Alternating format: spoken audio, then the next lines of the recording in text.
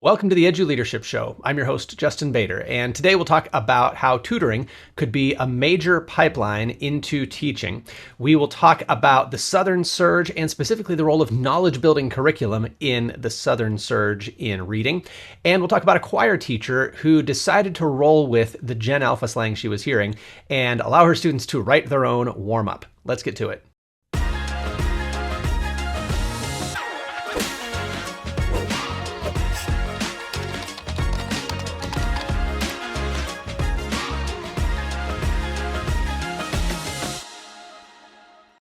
First up, a new article in The 74 by Katie Tennyson-Houghton argues that tutoring can be a major pipeline into the teaching profession, and she shares some insights from her organization, Teach for America's Ignite tutoring program, which has delivered high-dosage virtual tutoring to thousands and thousands of students.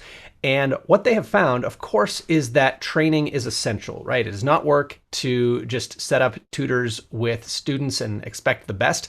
There has to be training. There has to be a deliberate approach, and the Ignite program seems to do a pretty good job of that. But what they're also finding, and what they recently released a report on, is the recruiting benefits of hiring tutors. And these are paid tutors. These are college students, graduate students, people who are likely to become teachers. They're paying them to be tutors and then looking at how likely they are to actually become teachers through a Teach for America program. And the results are very encouraging.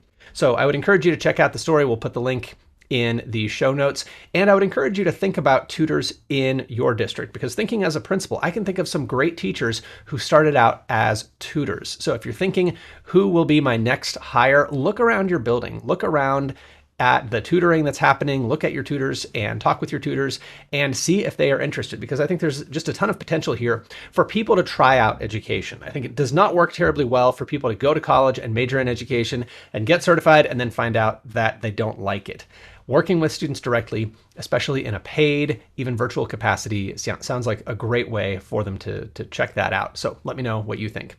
Next up, Natalie Wexler has chimed in to the discussion of the Southern Surge. You might remember here on the Eduleadership Show, I shared a piece by Kelsey Piper and then a follow-up by Karen Vates and Piper discussing the rapid improvement, especially in Mississippi, in fourth grade reading. And I'm very grateful that someone whose perspective I respect a great deal, Natalie Wexler, has chimed in and contributed a missing piece of the puzzle, and that is knowledge-building curriculum. There are four main states that are known as the Southern Surge states, and those are Louisiana, Tennessee, Alabama, and Mississippi. And as Natalie says in a new article, especially Louisiana, but also Tennessee, has really emphasized knowledge-building curriculum in a way that's been overlooked in some of the stories about the Southern Surge, and especially in Mississippi, where more of the emphasis has been on phonics and accountability. So a couple of key quotes from Natalie's article.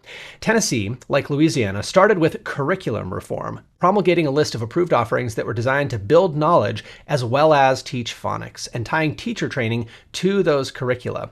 Not all of the curricula on the state list are truly knowledge building, but according to Vates, most districts have selected the better ones. On the other hand, so far Mississippi and Alabama have focused their efforts almost entirely on phonics. Unless they extend those efforts to include building knowledge, most of their students are likely to hit a wall as they reach higher grades. And this is something that we can look for in NAEP scores. Students take the NAEP reading assessment, the nation's report card, in 4th grade and 8th grade. And in 8th grade, it's not presumed that you don't know your phonics, right? Like you should know your letter sounds long before 8th grade.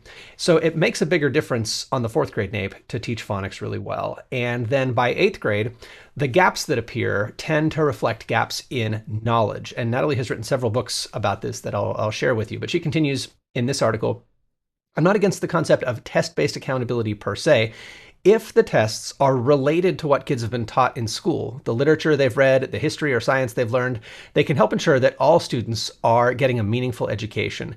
But our system tests students on what they have not been taught.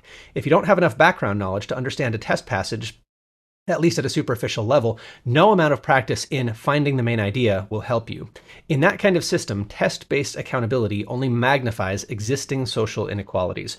And she makes the argument that test prep has driven reading instruction in the wrong direction, and especially away from reading entire books and understanding whole books and developing rich background knowledge as a result of that reading and as a result of science and social studies instruction. What tends to happen when accountability pressure in the form of standardized tests exerts too much influence on curriculum is that schools start teaching shorter test prep style passages in an effort to teach skills that are not really transferable because they're not building the knowledge that students need to comprehend what they're reading, right? Phonics is a very small body of knowledge that generates a very transferable skill, right? Once you know phonics, you can read anything. Even if you don't know the meaning of a word, you can sound it out, and that's why it's valuable. The thing is, that doesn't get you everywhere you need to be as a reader, especially by the time you get to 8th grade. You actually need to have vocabulary. You need to know things about the world. You need to know social studies and science. You need to have read lots of literature in order to understand what you're reading. Being able to decode the words is not enough. And Natalie has made this argument at length in her book, The Knowledge Gap, which we've talked about on Principal Center Radio. And she's also released a new book called Beyond the Science of Reading, Connecting Literacy Instruction to the Science of Learning, which we've also talked about on Principal Center Radio. And speaking of podcasts, Natalie has a couple of her own that she is involved with, including the Knowledge Matters podcast from the Knowledge Matters campaign, and a new podcast on social studies called History Matters, which I've been really enjoying lately. So check that out. And we'll put the link in the show notes to both of those podcasts, as well as Natalie's interviews on Principal Center Radio and the Knowledge Matters campaign. Lastly, I love this teacher's response to Gen Alpha slang. If you know a middle schooler, you cannot avoid this type of slang. You hear it constantly. And I know educators are getting sick of it, but I love the way this teacher has just kind of rolled with it and said, you know what, it's going to happen. Let's make it part of learning. So check this out. 1, 2, 1, 2, 3, 6, 7, 6, 7, 6, 7, 6, 7, 6, 7, 6, 7, Ohio, a big back Ohio, Slang. Again? Yeah.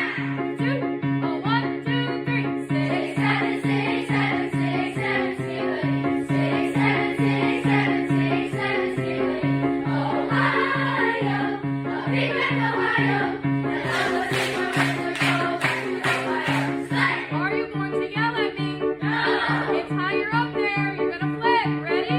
Here we go. 6, 7, 6, 7, 6, 7, 6, 7, 6, 7, 6, 7, Ohio, a big back Ohio,